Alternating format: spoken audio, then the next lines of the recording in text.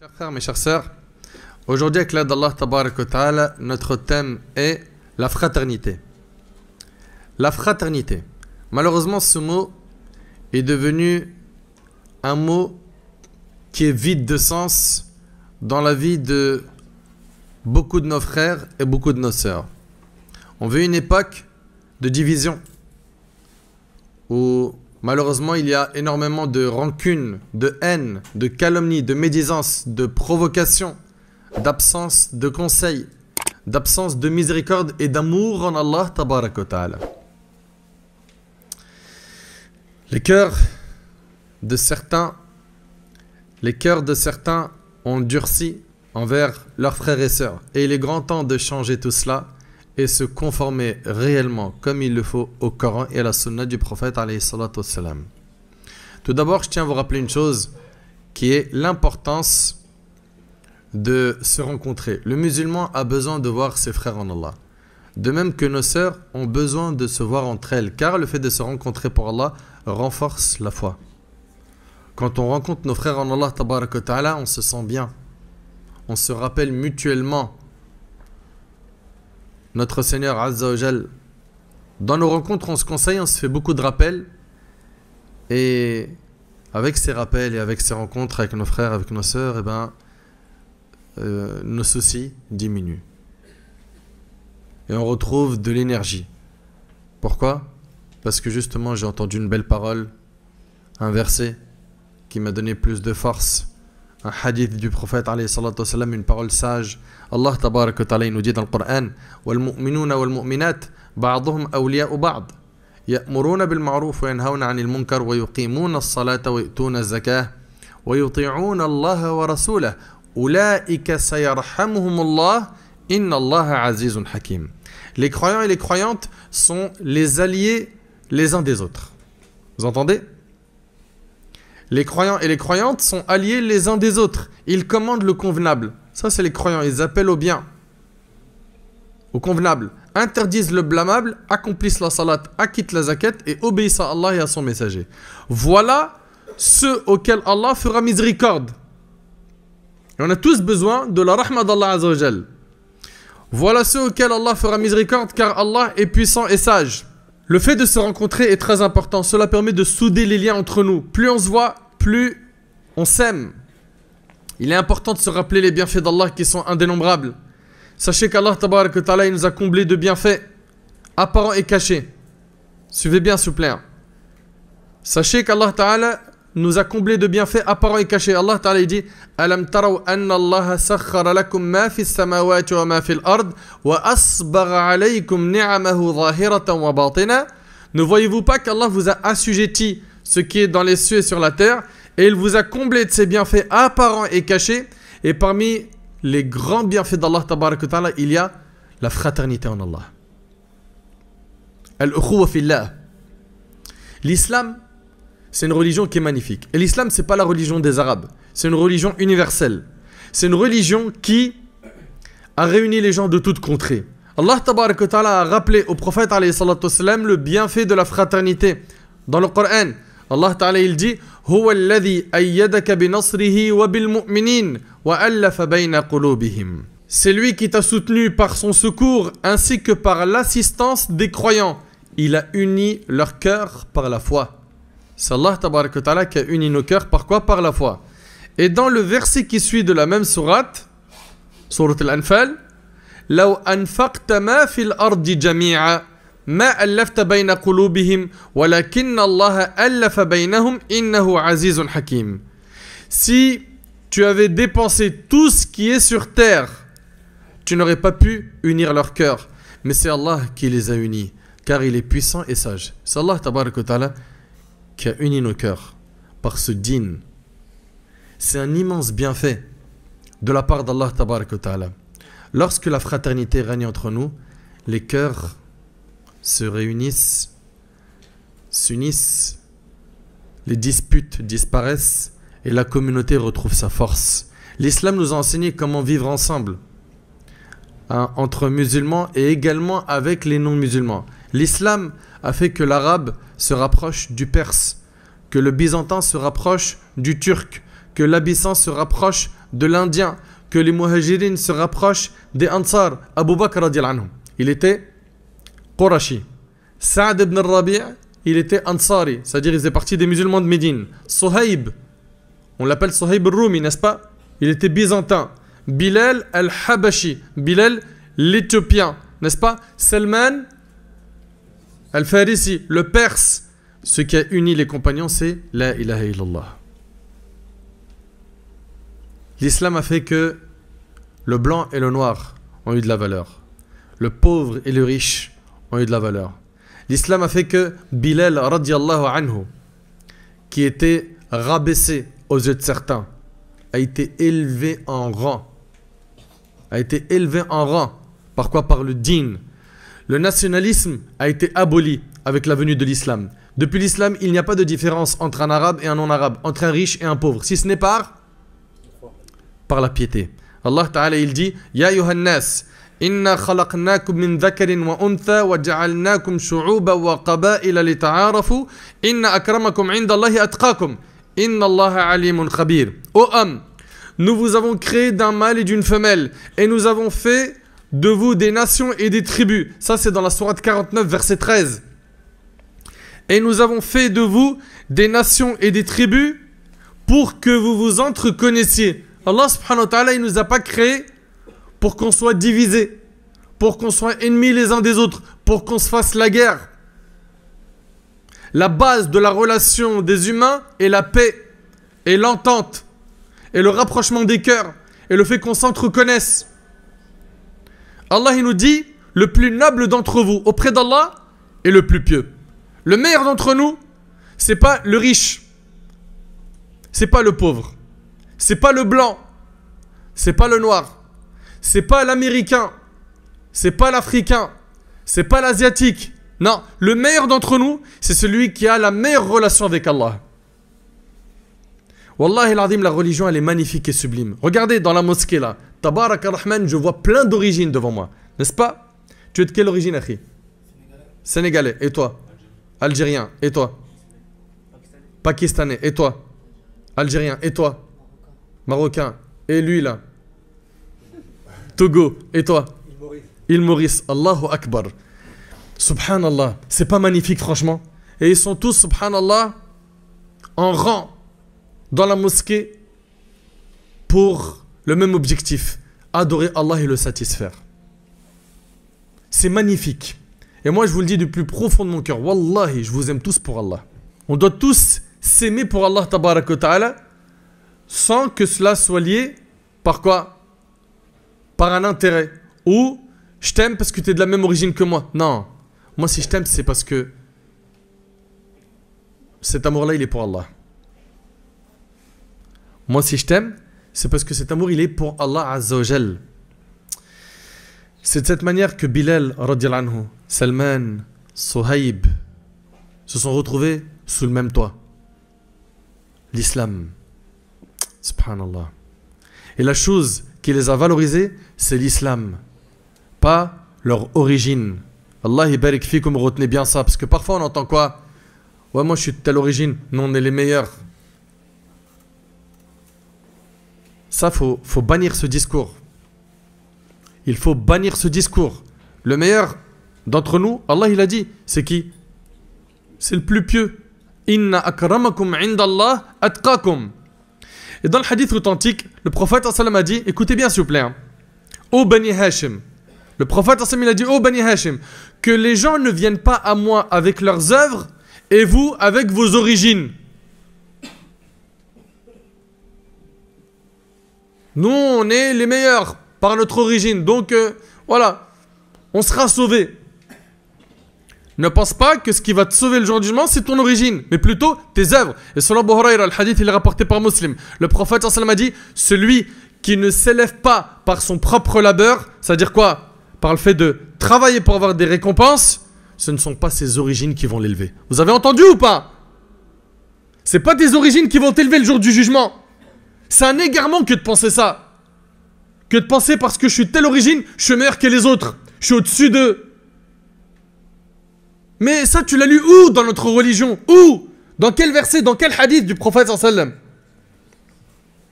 Mes frères et sœurs, Il suffit de méditer un peu sur la biographie de notre prophète alayhi salatu wassalam, afin de voir à quel point il a insisté sur la fraternité en islam. La première chose qu'il a faite lorsqu'il arrive à Médine, c'est quoi? C'est d'instaurer la fraternité entre al-Muhajirin et les Ansar. C'est qui les Muhajirin? Levez la main. Les Muhajirin, c'est qui? C'est les musulmans qui ont émigré de la Mecque vers Médine. Et les Ansar, c'est qui? C'est les musulmans de Médine. Très bien. Donc, les musulmans de la Mecque qui ont vécu énormément d'épreuves à Mecca par les Qurayshites, ils ont quitté la Mecque, ils ont émigré, il y en a, ils ont laissé leurs biens, leur famille, leurs richesses pour rejoindre le prophète alayhi salatu wassalam à Médine et enfin pouvoir bien pratiquer leur religion en sécurité. Quand ils sont arrivés à Médine, vous êtes d'accord avec moi qu'ils n'avaient pas des promesses d'embauche qui les attendaient ou un logement social. Non, ils sont partis et le plus important pour eux, c'était de sauver le dîn, sauver la religion, car c'est la chose la plus chère qu'on a. La chose qu'on a de plus chère, c'est notre dîn. Le prophète alayhi salatu wassalam, il a donc instauré la fraternité entre les muhajirin et les ansar. Il a invité les ansar, les musulmans de Médine, d'être très généreux envers leurs frères muhajirin qui ont quitté la Mecque pour rejoindre la ville de Médine. Ibn al-Qayyim rahimahullah, il a rapporté dans Zad al-Ma'ad que le prophète alayhi salatu wassalam a fraternisé entre les muhajirin et les ansar et que le prophète les avait réunis dans la maison de Anas ibn Malik. Et ils étaient à ce jour 90 hommes. La moitié étaient des muhajirin et l'autre des ansar. Il a instauré la fraternité entre eux. Et il a même fait en sorte qu'ils avaient le droit à l'héritage entre eux. Alors qu'on sait très bien que l'héritage, normalement, c'est que par lien de sang, pas par lien fraternel. Il y avait, au début, dans leur relation entre eux, le droit à l'héritage. Puis après, ça a été aboli. Ça a été annulé par notre religion. Et l'héritage est resté uniquement avec le droit de quoi? Du lien de famille, d'accord? De sang. Allah Ta'ala a dit wa ulul arhami ba'duhum awla bi ba'din fi kitabillah inna Allah bi kulli shay'in alim. Cependant, ceux qui sont liés par la parenté ont priorité les uns vers les autres. D'après le livre d'Allah, certes Allah est omniscient. Après cela, l'héritage a été distribué uniquement entre les familles. Vous suivez? Cette fraternité qu'il y a eu entre les compagnons était impressionnante. Il y avait un droit d'héritage entre eux. Je ne sais pas si vous arrivez à réaliser. Ce que le prophète alayhi salatu wassalam a fait, à savoir unir les musulmans entre eux, doit être parmi nos premiers soucis. On doit puiser toute notre force pour unir les rangs et non les diviser comme le font certains. Tout ce qui nous divise, on se doit de le supprimer afin de garder un rang ferme et bien soudé. Les muhajirin, qui sont donc les musulmans qui ont quitté la Mecque pour arriver à Médine, ils avaient abandonné leur demeure, leur commerce, leurs enfants, leurs biens. Et tout ça pour sauver leur religion. Afin d'émigrer pour Allah. Et ils se sont rendus dans une ville qui n'était pas la leur. Tout en sachant qu'ils ne connaissaient personne. Qu'ils ne savaient pas comment était le mode de vie à Médine. Ils ne savaient pas comment est-ce qu'ils allaient gagner de l'argent. La majorité d'entre eux n'avaient pas de logement qui les attendait à Médine. Cela signifie qu'ils ne savaient pas où est-ce qu'ils allaient dormir. Et grâce à Allah tabarak wa ta'ala, puis par le bienfait de la fraternité, les Ansar les ont accueillis de la meilleure des manières. Et ils ont pu trouver un logement et trouver de quoi se nourrir. Allah Ta'ala il dit وَالَّذِينَ تَبَوَّأُوا الدَّارَ وَالْإِيمَانَ مِنْ قَبْلِهِمْ يُحِبُّونَ مَنْ هَاجَرَ إِلَيْهِمْ وَلَا يَجِدُونَ فِي صُدُورِهِمْ حَاجَةً مِمَّا أُوتُوا وَيُؤْثِرُونَ عَلَى أَنفُسِهِمْ وَلَوْ كَانَ بِهِمْ خَصَاصَةٌ وَمَنْ يُوقَ شُحَّ نَفْسِهِ فَأُولَئِكَ هُمُ الْمُفْلِحُونَ. Allah Azza wa Jalla nous dit: il appartient également à ceux qui, avant eux, se sont installés dans le pays et dans la foi, qui aiment ceux qui émigrent vers eux. Ils aiment ceux qui émigrent vers eux et ne ressentent dans leur cœur aucune envie pour ce que ces immigrés ont reçu et qui les préfèrent à eux-mêmes. Subhanallah, les Ansar ont préféré donner à leurs frères muhajirin quitte à se priver. Et ça, vous savez, ça s'appelle comment ça? Ça s'appelle al-ifar, l'altruisme. C'est un degré de générosité très élevé. C'est, par exemple, j'ai très faim et mon frère a très faim. J'ai de la nourriture devant moi, je vais lui dire tiens, mange. Ça s'appelle donner préférence à mon frère alors que moi je suis dans le besoin. Ça, c'est un degré de générosité très élevé et c'est ce qui a régné entre les muhajirines et les ansar. Al-ithar, l'altruisme. T'imagines, t'as un verre d'eau, t'as hyper soif et ton frère à côté, il a très soif et tu lui dis tiens, prends, bois. Il faut avoir un degré de foi très élevé pour faire ça. Les compagnons, ils étaient comme ça. Ils donnaient préférence à leurs frères, même s'il y avait pénurie chez eux.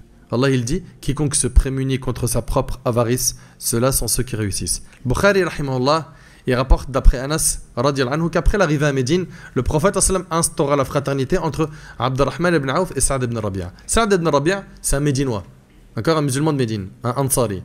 Et Abdurrahman ibn Auf, il est lui de la Mecque, d'accord, c'est un muhajiri, très bien. Qu'est-ce qui s'est passé? Le second dit au premier, donc Saad ibn Rabi'a a dit à Abdurrahman ibn Auf, je suis le plus riche des Ansar, prends la moitié de mes biens. Imagine-toi, tu arrives dans une ville où toi, tu es à sec, et il y a quelqu'un qui te dit, je suis le plus riche de la ville, prends la moitié de ma richesse. Ah mais t'es bien, la moitié de la richesse d'une personne parmi les plus riches, mais t'es au top. C'est bon, je vais pouvoir même lancer des business, des commerces comme ça, les sous ils tournent. Et il lui a dit, et j'ai 2 femmes, observe-les et dis-moi celle qui te plaît le plus pour que je puisse la divorcer. Et une fois sa période de viduité terminée, tu te maries avec elle. C'est-à-dire qu'il lui dit non seulement la moitié de mes biens, mais regarde celle de mes épouses qui te plaît, je la divorce et tu te maries avec elle. Est-ce que Abdurrahman ibn Auf il lui a dit ah franchement vraiment c'est très gentil, la moitié de la richesse je la récupère quand? Et pour les femmes je peux les voir maintenant ou t'as une horaire particulière? Non. Donc d'un côté on avait une générosité exemplaire et de l'autre côté, et ça c'est une grande leçon, Allah yahfadkum s'il vous plaît, retenez-la, c'est ne tendez pas la main. Même si vous êtes dans le besoin, vous allez travailler avec la sueur de votre front. Même si vous êtes en galère, débrouillez-vous. Tendez jamais la main. Soyez des hommes. Soyez des hommes. Il y a des gens malheureusement qui vivent sur les dépenses des autres. C'est vrai ou pas? Il ne s'assume pas. Il ne fait aucun effort. Et il fait que de tendre la main à droite et à gauche. Abdurrahman ibn Auf, ce compagnon, lui a dit qu'Allah bénisse ta famille et tes biens. Il a dit où se trouve le marché? Montre-moi il est où le marché. Il est parti, il a travaillé dans le marché, il a commercé et il est devenu lui-même un des plus riches des compagnons. C'est comme ça qu'ils étaient les compagnons. Ok? Parfois, on a des frères qui travaillent et qui va quand même demander de l'argent à son père. Inna lillahi wa inna ilayhi raji'un. Jusqu'à quand t'es une charge? À quel moment tu le soutiens tes parents? Eux qui ont sacrifié beaucoup quand tu étais jeune. Ils ont dépensé sans compter, ils se sont privés pour toi. Et toi tu restes une charge financière? Ou bien il a 25 ans, il a 30 ans, il vit chez ses parents, il ne travaille pas et il continue à prendre les dépenses de ses parents. Mais t'es sérieux? T'es vraiment sérieux? À quel moment tu te prends en main? As-tu oublié que le prophète il a dit la main qui donne est meilleure que la main qui reçoit? Al-yadul uliya khayr min al-yad as-sufla. La main qui donne est meilleure que la main qui reçoit. C'était donc cette fraternité qui régnait entre les compagnons radiyallahu anhum. Et tout cela était l'éducation de notre bien-aimé alayhi salatu wassalam. Les compagnons ont compris la parole d'Allah tabarak wa ta'ala dans Sourate al-Hujurat, innamal mu'minuna ikhwa. Les croyants ne sont que des frères. Nous sommes que des frères. D'ailleurs, nos liens fraternels par le din sont des fois plus forts qu'avec certains membres de notre famille. C'est vrai ou pas? Tes frères en Allah, généralement ils te rappellent Allah, l'au-delà, le fait de bien œuvrer. Et parfois, tes frères de sang ou les membres de ta famille, parfois, eux ils te rappellent que ce bas monde. C'est pour ça que il arrive des fois que nos liens fraternels par le biais du din soient plus forts que les liens de sang qu'on a avec certains membres de la famille. Quiconque médite sur les textes de notre religion s'apercevra que notre religion cherche à souder les liens des musulmans entre eux et qu'elle a interdit toute division. Les compagnons ont compris les paroles d'Allah et celles du prophète sallam. Et c'est pour ça qu'ils ont été unis. Un rang ferme. Quant aux hadiths sur la fraternité, ils sont très nombreux et ils ont pour but de souder nos liens et de nous mettre en garde contre la division. Et de ne pas nous tourner le dos. Selon Abu Hurayra, le prophète sallam a dit « Méfiez-vous de la présomption, car la présomption est le parler le plus mensonger. » Faites attention aux mauvais soupçons. Qu'est-ce que ça ronge les cœurs, ça? Après, nos pieux prédécesseurs, ils disaient que celui qui se met dans une position où on peut l'accuser, c'est-à-dire que lui-même, il s'est mis dans une situation douteuse. Eh bien, les salafs, ils disaient que celui qui fait ça, qu'il ne blâme pas celui qui a pensé du mal de lui. Nous, il nous a demandé de ne pas avoir de mauvais soupçons envers nos frères, envers nos sœurs, mais également, il nous est demandé à nous de ne pas nous retrouver dans des situations où on peut douter de nous. Ok? Le prophète sallam dit dans la suite du hadith, n'employez pas vos 5 sens à la recherche des défauts des autres. Et t'imagines, il y en a, ils font que ça. Ils cherchent les défauts des autres et ils publient ça sur le net. Ils envoient ça par SMS, WhatsApp, etc. Et le prophète me dit, et ne vous espionnez pas. Et il y a des gens, ils font que ça. De s'espionner. J'espionne ma femme. J'espionne mon mari. J'espionne mes enfants. Ou bien il y en a même, ils vont aller espionner ce que disent les conférenciers, les imams, les savants. Ils vont écouter des heures et des heures de conférences pour espérer trouver une erreur et les humilier sur le net.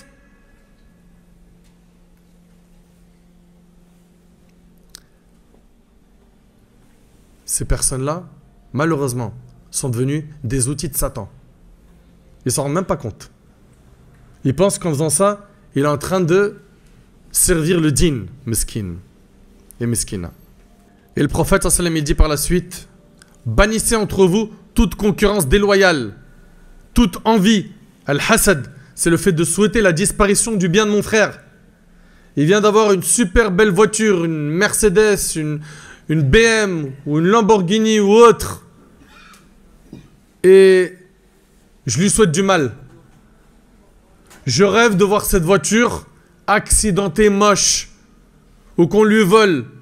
Pourquoi vous avez des cœurs aussi sombres? Pourquoi vous n'aimez pas le bien pour vos frères? Pourquoi? Pourquoi ne pas être plutôt de ceux qui vont aimer le bien pour leurs frères et pour leurs sœurs? Bannissez entre vous toute concurrence. Bannissez entre vous toute concurrence déloyale, toute envie et toute haine. Le musulman est le frère du musulman. Il ne lui fait pas d'injustice, ne lui refuse pas son soutien et ne le méprise pas. Vous avez vu ce qu'il dit le prophète sallam? Et il dit, la piété est ici, désignant sa poitrine. Et regardez ce qu'il dit alayhi sallam. Il suffit à l'homme pour être mauvais de mépriser son frère musulman. Vous entendez? Il suffit à l'homme pour être mauvais de mépriser son frère musulman. Tu méprises ton frère, tu es quelqu'un de mauvais. Il suffit à l'homme pour être mauvais de mépriser son frère musulman. Tout le musulman est sacré pour le musulman, son sang, son honneur, et c'est bien, c'est rapporté par l'imam Muslim. Et dans un hadith rapporté par l'imam Muslim sur Abu Hurayra, le prophète a dit, ne soyez pas envieux les uns des autres, ne truquez point les enchères, ne vous détestez pas et ne vous tournez pas le dos les uns aux autres. Ne vous tournez pas le dos. Hélas, quiconque lit ces textes s'aperçoit qu'il y a un grand travail à faire dans la Oumma pour unir les rangs. On est d'accord ou pas? On a encore beaucoup d'efforts à faire pour unir nos rangs, que ce soit dans nos mosquées, dans nos associations, dans nos quartiers, sur le net. Il arrive que dans certaines mosquées, on ne trouve plus de fraternité, alors qu'ils se tiennent tous debout devant Allah en prière. D'ailleurs, parmi les sagesses de la prière en groupe, on a le fait d'unir les rangs de la Oumma. Le fait de se voir à la mosquée 5 fois par jour doit renforcer nos liens de fraternité et non l'inverse. Et là, c'est pas ce qu'on voit aujourd'hui. Et écoutez avec moi ces hadiths qu'on va citer qui ont pour but de souder nos rangs. D'après Abu Hurayra radhiyallahu anhu, le prophète a dit, quiconque en ce bas monde, dans ce bas monde, a allégé l'affliction d'un croyant, t'as allégé l'épreuve d'un croyant, vers Allah alléger son affliction au jour du jugement. T'as soutenu quelqu'un dans son épreuve, tu l'as fait diminuer ou t'as été la cause de sa disparition, Allah, il t'allégera tes épreuves yawm al-qiyamah. Quiconque secourt un homme dans la gêne verra Allah le secourir en ce monde et dans l'autre. Quiconque couvrira les fautes d'un musulman. J'ai vu l'erreur chez mon frère, j'ai vu l'erreur chez ma sœur. Je l'ai couvert, je suis parti avec un cœur plein de rahma, plein de miséricorde et d'amour. Et je suis parti conseiller mon frère parce que je lui veux du bien. Et non pas, je l'ai humilié sur le net comme on le voit aujourd'hui. Avec un montage, des textes violents. Et c'est parti, balance-moi sur Insta, balance sur TikTok, balance sur le YouTube, mets ça sur Twitter, envoie-le dans la cage aux lions et laisse-le se faire dévorer par les lions. Quiconque couvrira les fautes d'un musulman, Allah les lui couvrira en ce monde et dans l'autre. Allah aide son serviteur tant que ce dernier aide son frère et c'est rapporté par Muslim. Tant que tu aides ton frère en Allah, tant que tu aides ta sœur en Allah, sache que tu reçois le soutien d'Allah. Allah il t'aide. D'ailleurs, pour faire simple, si tu veux qu'Allah t'aide, aide. Si tu veux qu'Allah t'aide dans tes projets, dans ta vie, aide. Aide tes frères et sœurs. Et selon Nu'man ibn Bashir, le prophète a dit l'image des croyants dans les liens d'amour. L'image des croyants dans les liens d'amour, de miséricorde et de compassion qui les unissent les uns aux autres est celle du corps. Dès que l'un de ses membres se plaint de quelque mal, tout le reste du corps accourt à son secours par la veille et la fièvre. On est comme un seul corps. Toute la communauté entière, elle est comme un seul corps. Le hadith, il est rapporté par Bukhari Muslim. Ça veut dire quoi? Un parmi mes frères, en Birmanie, Ouïghour, en Syrie, en Palestine ou ailleurs, il a mal, il souffre. Et bien tout de suite, moi aussi, je me sens mal. Pourquoi? Parce qu'on est comme un seul corps. Vous suivez? Et selon Abu Hurayra, radiallahu anhu, le prophète sallam a interdit aux citadins de vendre pour le campagnard. Il a interdit aussi les enchères truquées. De même que de casser le marché de son frère. Ton frère en Allah, écoutez bien. Ton frère en Allah, il est en train de vendre à un musulman ou à un non-musulman une marchandise. Et toi, tu viens, tu casses ce commerce, tu dis au client, viens, je te donne mieux que lui. Je te fais un meilleur prix. Tout ça, ça brise les liens de fraternité. C'est pas permis en islam. Ou bien ton frère, il va aller demander la main d'une sœur. Toi, tu le sais. Et chut, tu passes par un itinéraire bis. Et tu vas voir le papa, tu lui dis... Alors, tu présentes le dossier de telle manière que le papa, voilà. Tu lui as fait un bug informatique dans son cerveau. Ami, voilà, je viens de lancer un business. Je tourne autour de 4-5 000 euros par mois. Je suis en train de lancer ma franchise et ceci et cela. Le papa, si mesquine, il est fragile au niveau de sa foi, lui il va voir les chiffres. Il va dire, mais c'est intéressant ça. L'autre mesquine, il est dans les 2000 euros. Lui, il vient 5000, il est à l'aise, il va mettre bien ma fille. Tu vois ce que tu as fait là? De venir court-circuiter le projet de ton frère, eh bien ça c'est haram. Tous ces textes sont venus pourquoi? Pour maintenir la fraternité entre nous. Vous suivez? Si la sœur par contre elle a refusé, rien n'empêche B de demander celle que A n'a pas réussi à avoir. Mais par contre, il y a un autre point, c'est celui de s'il n'y a pas eu d'accord entre eux. C'est-à-dire le frère il a juste fait une rencontre et il n'y a pas eu de commun accord entre la sœur et le frère, il n'y a rien. Eh bien, B peut venir demander la sœur sans problème. Mais s'il y a eu un accord, c'est-à-dire c'est bon, non, lancer la procédure de faire connaissance et d'avancer vers le projet du mariage, B, il n'a rien à voir dans cette histoire. Il va chercher une sœur ailleurs. Et le prophète, il a dit, il a interdit à la femme de chercher à faire divorcer sa sœur pour lui prendre son mari. Et c'est rapporté par l'imam Ahmed. Tous ces textes, vous avez bien compris, ils ont pour objectif de quoi? De serrer les rangs. Des fois, il y a une sœur, elle va venir dire à une autre sœur, tu sais quoi? Non, franchement, ton mari, ce qu'il fait là, moi, il aurait fait moins que ça. Depuis longtemps, j'aurais pris ma valise, je serais déjà en Australie. Mais comment tu fais pour patienter? Alors qu'elle, la seule chose qu'elle veut, c'est quoi? C'est de faire couler le bateau pour après récupérer, elle, le projet du mariage et se marier avec ce frère. C'est très grave. Tous ces hadiths nous montrent l'importance de l'union et l'interdiction de la désunion. Le prophète alayhi salatu wassalam a dit, les gens les plus aimés d'Allah sont les personnes les plus utiles aux autres. Et l'œuvre la plus aimée d'Allah est une joie que tu fais sentir à un musulman ou en le soulageant d'une détresse ou en remboursant une dette à sa place ou en soulageant sa faim. Et regardez, le prophète ça me dit quoi? S'occuper des affaires de mon frère, mais préférable à une retraite spirituelle dans ma mosquée pendant 1 mois. Sa mosquée, c'est celle de Médine. Tu es d'accord avec moi que si tu restes dans la mosquée du prophète pendant 1 mois, tu fais un i'tikaf, c'est-à-dire que tu restes à la mosquée pour l'adoration, mais tu vas gagner beaucoup de récompenses. Tu vas prier des prières obligatoires, des prières surrogatoires, tu vas faire du dhikr, du dua, Coran, tu vas faire l'wudu, tu vas faire des istighfar, tu vas faire beaucoup de... Imagine-toi 1 mois de ibadah dans la mosquée du prophète où la prière elle est multipliée par 1000, que ce soit une prière obligatoire ou sunnah. Le prophète dit s'occuper des affaires de mon frère, mais préférable à faire une retraite spirituelle dans ma mosquée pendant 1 mois. Mais c'est immense. Et ça montre à quel point la fraternité elle a une place très forte. Et le hadith qu'on vient de citer, il est rapporté par Ibn Abi Dunya. Mes chers frères, mes chères sœurs, il faut qu'on apprenne à nous unir et surtout à défendre l'honneur de nos frères et de nos sœurs quand ils sont touchés. Mu'adh ibn Jabal radiallahu anhu, lorsqu'il se rendit à Tabouk et que Ka'b ibn Malik n'était pas venu avec le prophète alayhi salatu wassalam, lui et 2 parmi les compagnons. Le prophète sallam a dit où est Ka'b? Le fait qu'il demande après lui montre que Ka'b il a une place dans son cœur. Et là quelqu'un des Bani Salam il a dit ô messager d'Allah, il a été sans doute retenu à Médine par la beauté de ses habits et par sa vanité. C'est une belle parole ça ou une mauvaise? Une mauvaise, on est d'accord. Mu'adh radiallahu anhu lui répliqua instantanément en tant que frère sincère qui a une bonne opinion de son frère, donc des bons soupçons, il a dit quelle bien vilaine parole que tu viens de proférer ô messager d'Allah. Nous n'avons jamais entendu dire à son sujet que du bien. Et ça doit être notre réflexe. Et c'est rapporté par Bukhari et Muslim. Où est-ce qu'ils sont les frères et les sœurs aujourd'hui qui défendent l'honneur de leurs frères quand ils sont déchirés sur internet ou ailleurs, ou dans les quartiers au sein de la famille, ou au bled ou ailleurs? Pourquoi est-ce qu'on n'a pas des bons soupçons envers nos frères et sœurs au lieu d'avoir des mauvais soupçons? Pourquoi est-ce qu'on n'a pas des bons soupçons au lieu d'avoir des mauvais?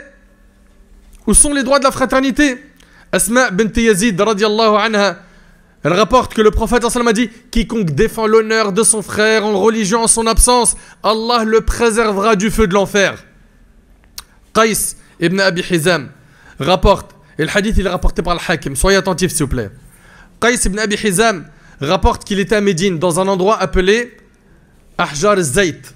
Dans cet endroit il y avait un cavalier sur sa monture et les gens étaient réunis autour de lui, puis ce cavalier était en train d'insulter Ali ibn Abi Talib radiyallahu anhu. Vous connaissez Ali, n'est-ce pas? Ce noble compagnon, ce pieux. Il est en train d'insulter Ali ibn Abi Talib. Pendant que ce dernier était en train d'insulter Ali ibn Abi Talib, Sa'd ibn Abi Waqqas, qui fait partie des 10 à qui le paradis a été promis, radiyallahu anhu, arriva et lui a dit pourquoi insultes-tu Ali? N'était-il pas le premier enfant à embrasser l'islam? C'est ça que nous on veut de nos frères et nos sœurs. La prise de défense. N'était-il pas le premier à prier avec le prophète en sallam? N'était-il pas le plus savant des gens? N'était-il pas le plus ascète des gens? Et Saad continua ainsi à citer les mérites d'Ali ibn Abi Talib jusqu'à dire n'a-t-il pas épousé la fille du prophète en sallam? Qui? Fatima radiallahu anha. N'a-t-il pas eu le droit à l'étendard des musulmans dans les batailles? Puis Saad se dirigea vers la Qibla. La Qibla c'est la direction de la Mecque. Et il leva les mains en disant ô Allah, cet homme insulte un parmi tes alliés. Fais que cette assemblée ne soit pas séparée tant que tu ne nous as pas montré ce dont tu es capable. Qais ibn Hizam dit par Allah, les gens ne se sont pas séparés avant que sa monture, de celui qui était en train d'insulter là, avant que sa monture ne se mette en colère contre lui et finisse par le jeter sur un rocher qui brisa son crâne, suite à quoi il est mort.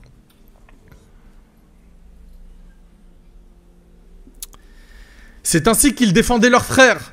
Contrairement aujourd'hui, quelqu'un parle en mal d'un autre, et bien tout le monde va apporter caution. Ou bien, on va savoir que c'est un mal, mais on va rien dire. Mais c'est quoi cette fraternité bancale? Elle est où la fraternité? Soyons sérieux. Au lieu de défendre nos frères et nos sœurs, certains ils savent faire qu'une seule chose, les descendre. Certains ils sont heureux de voir des polémiques, des fitnas, de la division. Au lieu d'éteindre le feu, au lieu d'essayer de réconcilier les cœurs, Allah Ta'ala dit وَالصُّلْحُ خَيْرٌ. La réconciliation est meilleure. Allah Ta'ala il dit وَأَن تَعْفُوا أَقْرَبُ لِلتَّقْوَى. Si vous pardonnez, c'est plus proche de la piété. Pourquoi on n'est pas de cela? Et le pire de tout, c'est quand ces gens-là font ce mal en prétendant suivre les salafs. Alors que les salafs, ils se désavouent d'eux. Les compagnons s'aimaient et ils voulaient même le bien pour leurs frères plus que pour eux-mêmes. Regardez Abdullah ibn Umar radiyallahu anhuma. Il rapporte qu'il a été offert à un compagnon du prophète la tête d'un mouton. Okay, alors qu'il en avait besoin, c'est pour se nourrir. Mais il s'est dit, mon frère a plus besoin que moi. Alors il la donna à un de ses frères. Puis le deuxième en fit de même avec un autre de ses frères. Et la tête du mouton tourna sur 7 personnes jusqu'à revenir au premier. Et c'est rapporté par le Bayhaqi. C'est l'éducation du prophète sallam. Allah Ta'ala dit وَيُؤْثِرُونَ عَلَى أَنفُسِهِمْ وَلَوْ كَانَ بِهِمْ خَصَاصًا. Et qu'il les préfère à eux-mêmes même s'il y a pénurie chez eux. Les compagnons étaient prêts à porter les dettes de leurs frères. Le jour où Az-Zubayr ibn al-Awwam mourut, Hakim ibn Hizam alla voir Abdullah ibn Zubayr et lui demanda est-ce que mon frère a une dette? Il lui a dit oui, alf. C'est-à-dire 1 million. Suite à quoi il a dit je m'engage à payer 500 000. Vous avez vu la fraternité? Subhanallah, Allahu Akbar.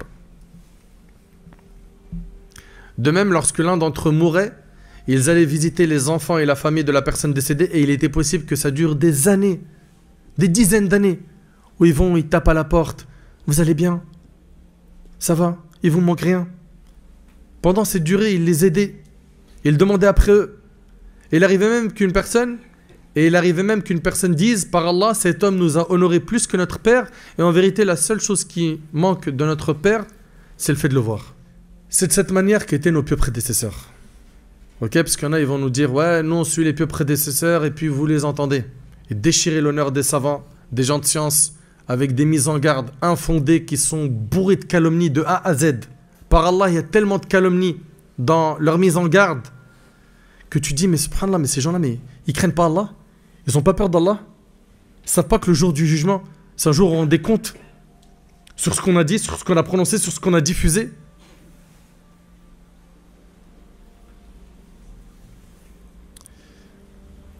Il a été rapporté qu'un parmi les savants des tabi'in, appelé Masrouq, il était endetté. De même, Khaythama était endetté. Et leur dette était un poids pour eux deux. Puis Masrouq apprit que Khaythama était endetté. Suite à quoi il alla voir la personne à qui Khaythama était endetté, puis il lui remboursa sa dette. Il fit cela sans informer Khaythama. Puis Khaythama alla voir la personne à qui Masrouq était endetté. Et il lui remboursa sa dette sans en informer Masrouq. Ils ne firent cela bien sûr que lorsqu'Allah leur facilita d'avoir de l'argent. Ça c'est la fraternité en Allah. Subhanallah.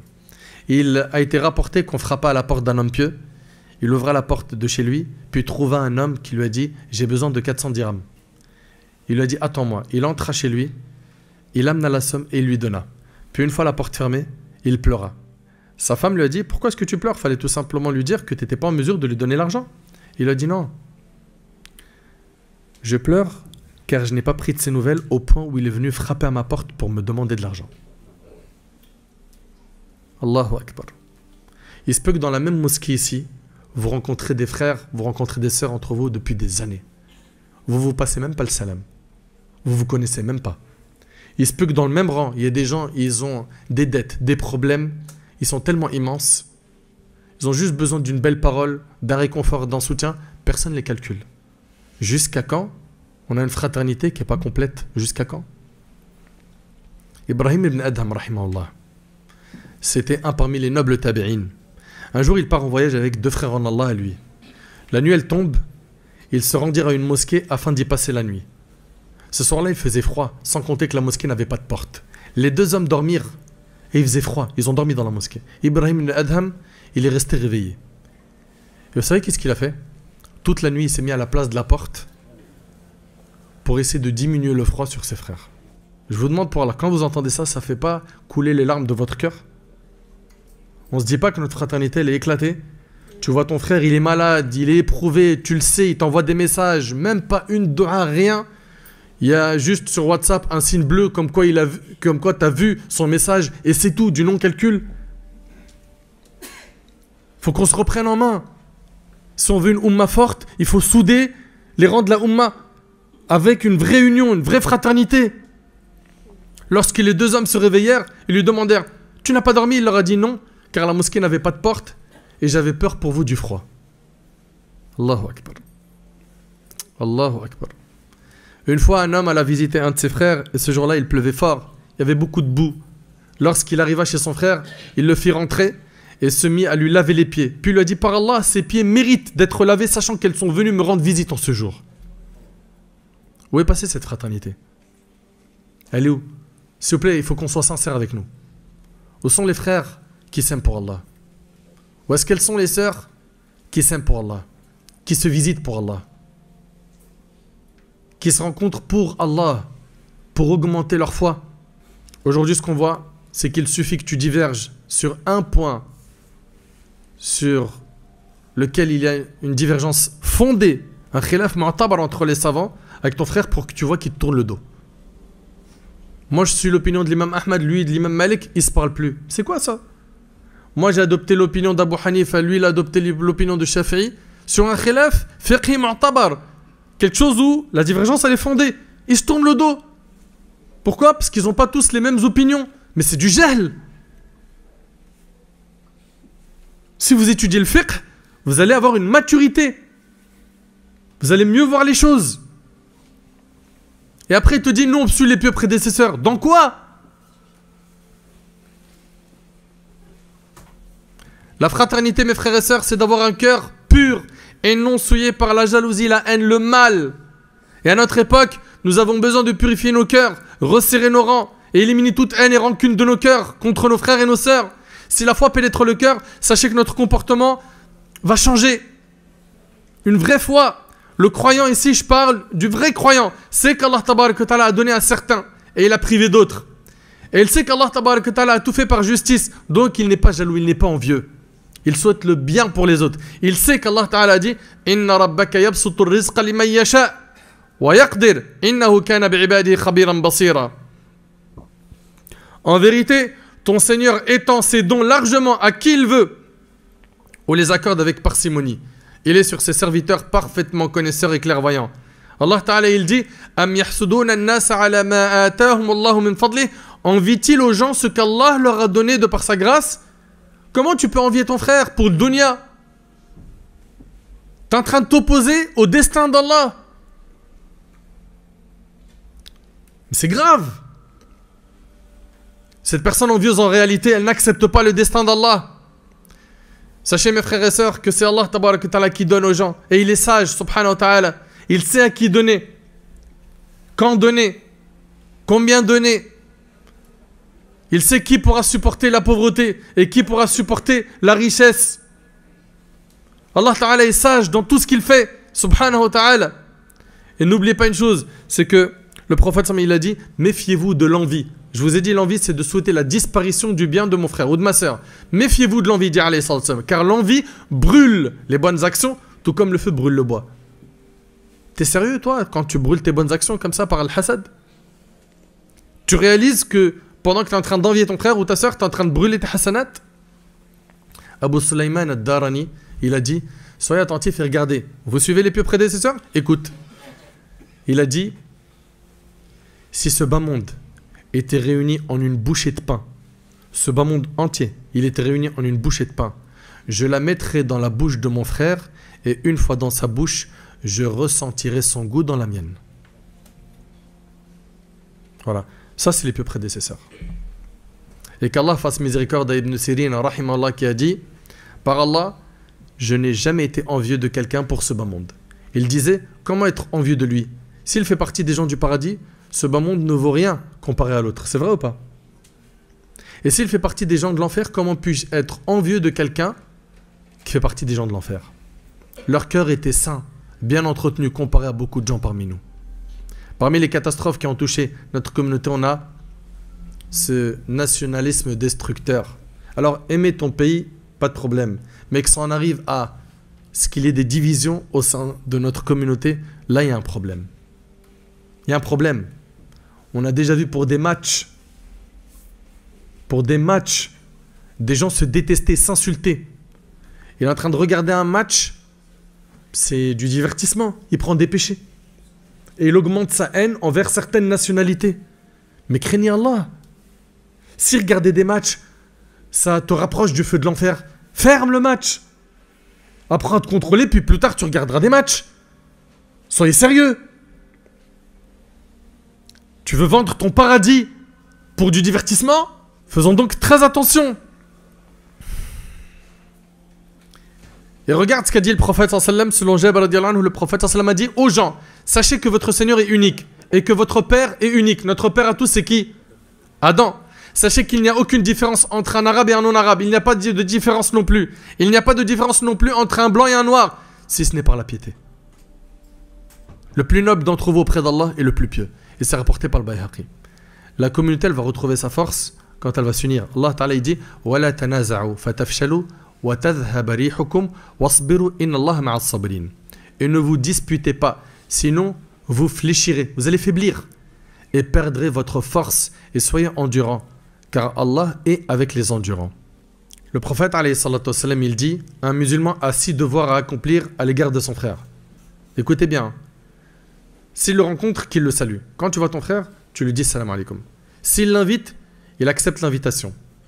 S'il cherche un conseil, alors qu'il le conseille. Ça, c'est les devoirs du musulman envers son frère. S'il éternue et qu'il loue Allah, il dit alhamdulillah, alors tu lui dis quoi? Yarhamukallah. S'il tombe malade, qu'il lui rende visite. Et s'il meurt, qu'il le suive pour ses funérailles, et c'est rapporté par Muslim. Vous avez vu, même après sa mort, il a un droit. Subhanallah. Notre frère ou notre sœur, même après sa mort, a un droit. C'est quoi? Salatul jinaza, ittiba' al-jinaza, etc. Le prophète, alayhi salatu wassalam, il a dit, par celui qui tient mon âme dans sa main, vous n'entrerez au paradis que lorsque vous croirez. Et vous ne croirez vraiment que lorsque vous vous aimerez. Voulez-vous que je vous indique une chose? Qu'en la faisant, vous vous aimerez? Saluez-vous les uns les autres, rapporté par Muslim. Et le prophète, il a dit, fait partie des signes de la fin des temps que l'homme ne salue que ceux qu'il connaît. Et c'est rapporté par Ahmed Sulub ibn Mas'ud. C'est-à-dire quoi? C'est-à-dire, subhanallah, il rentre à la mosquée, il va saluer que ceux qu'il connaît. D'accord? Et parfois même, il arrive quelque chose, franchement, ça me choque. Je connais un parmi les 5 frères qui sont ensemble, je vais vers ce frère-là en question, je le salue, et les autres, je les calcule pas et je pars. Mais ça, c'est pas normal. Ce n'est pas normal. Tu salues les 5. Non seulement tu dois saluer tes frères, mais en plus de cela, fais-le avec un sourire. Et que ça sorte du cœur. Le prophète il a dit, La tahqiranna min al-ma'rufi shay'an, ne méprise aucune bonne action, ne serait-ce que de rencontrer ton frère avec un visage détendu, rapporté par Muslim. Et le sourire, c'est une aumône. Le prophète il a dit, un sourire face à ton frère est une aumône. Et puis vous le savez qu'un sourire en dessine un autre. Tu souris à quelqu'un, tu lui donnes envie de te sourire. Mais t'es zaaf H24. Tu donnes pas envie à la personne en face de te sourire. Le prophète il a dit, chaque fois qu'un musulman rend visite à un musulman malade le matin, 70 000 anges prient pour lui jusqu'au soir. 70 000 anges, ils font dua pour toi. Ils demandent à Allah de te pardonner, de te faire miséricorde. Et à chaque fois qu'il lui rend visite l'après-midi, 70 000 anges prient pour lui jusqu'au matin et il a de bonnes choses à récolter dans le paradis. Et il a de bonnes choses à récolter au paradis rapportées par Tirmidhi. Subhanallah. Parmi les droits de nos frères, on a le fait de suivre leur cortège.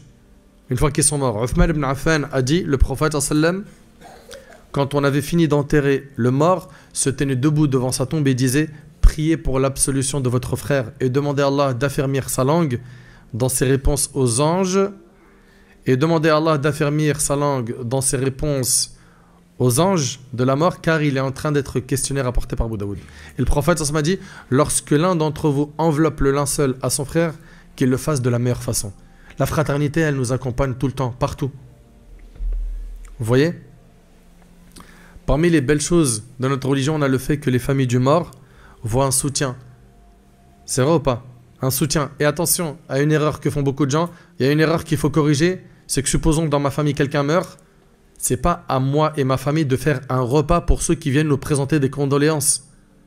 Le prophète, il a dit, préparez un repas pour la famille de Ja'far. Ok, c'est aux gens de préparer un repas pour ceux qui ont perdu un défunt. Déjà, ils sont dans une épreuve, elle est dure. Ils ont perdu un être cher. Et en plus de ça, aujourd'hui, dans les mœurs des gens, c'est quoi? C'est eux, ils doivent préparer un repas pour ceux qui viennent présenter les condoléances. Mais c'est quoi ça? C'est une innovation religieuse, ça a évité. Parmi aussi les droits de nos frères, c'est le conseil. Le prophète, il a dit la religion, c'est le bon conseil. L'imam Shafi'i, rahimahullah, il a dit conseiller son frère en secret, c'est le flatter. Le faire en public, c'est le diffamer.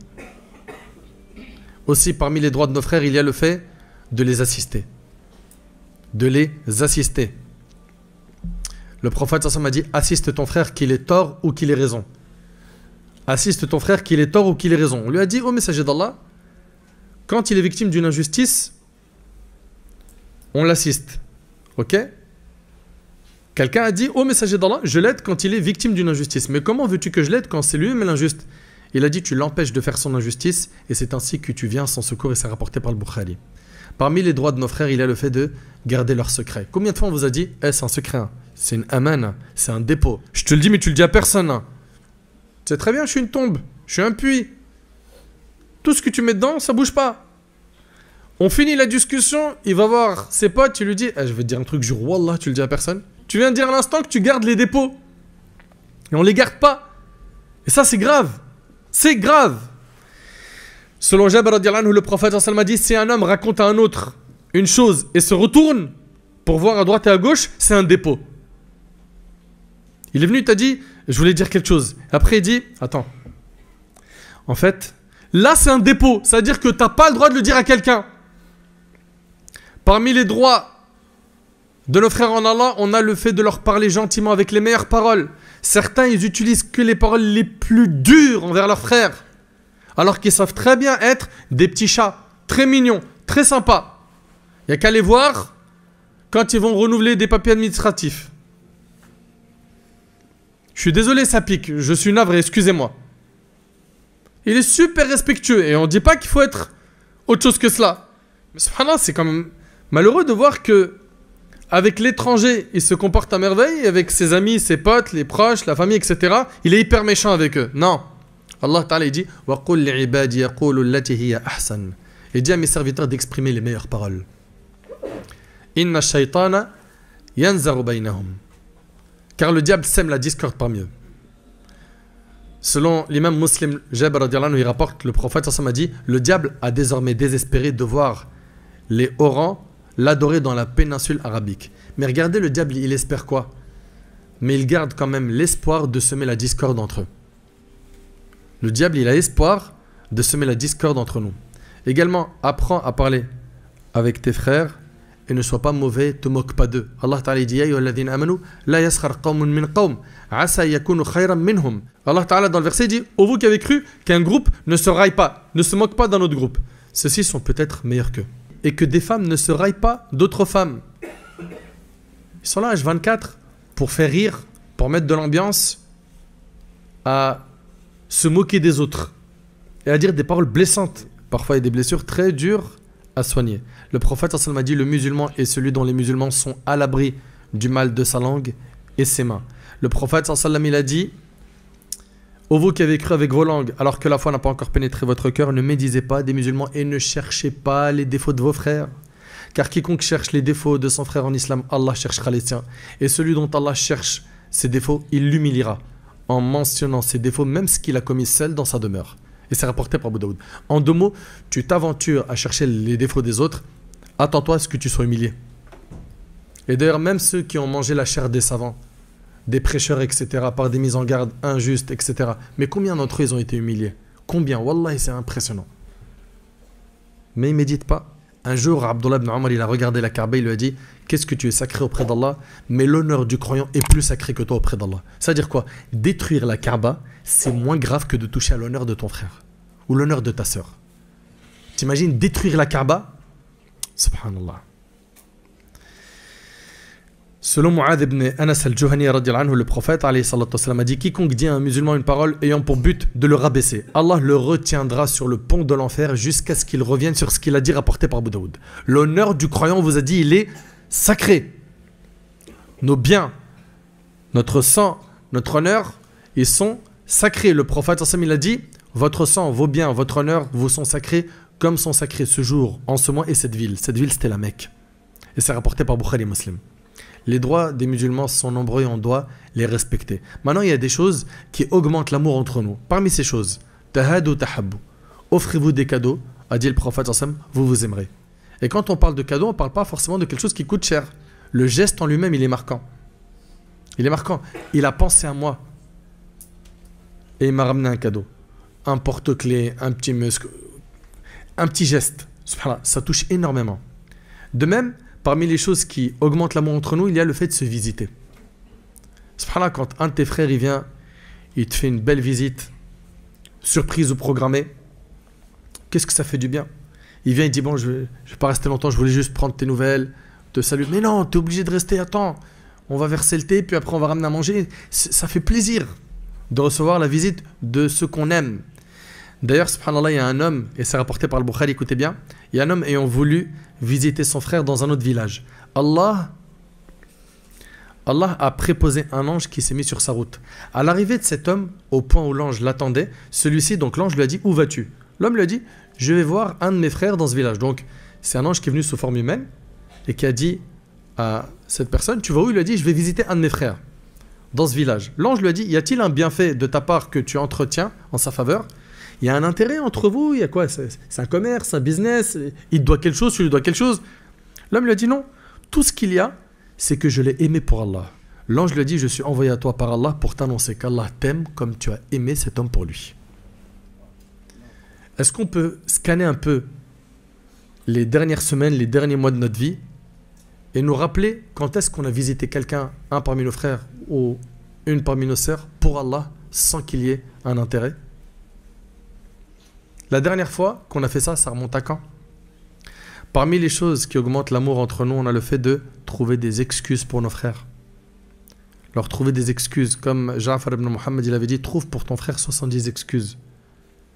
S'il t'a pas répondu au téléphone, au lieu de dire, ah, il m'a donné un rendez-vous, il m'a posé un lapin, allez, bloquer le contact, faut même pas qu'il cherche à me calculer, c'est bon. Lui, c'est une histoire ancienne. Next. Pourquoi tu t'es pas dit, peut-être il a été touché par une épreuve? T'as tapé à sa porte. Il n'a pas ouvert. Et t'entends du bruit. Tu sonnes, t'appelles, il répond pas.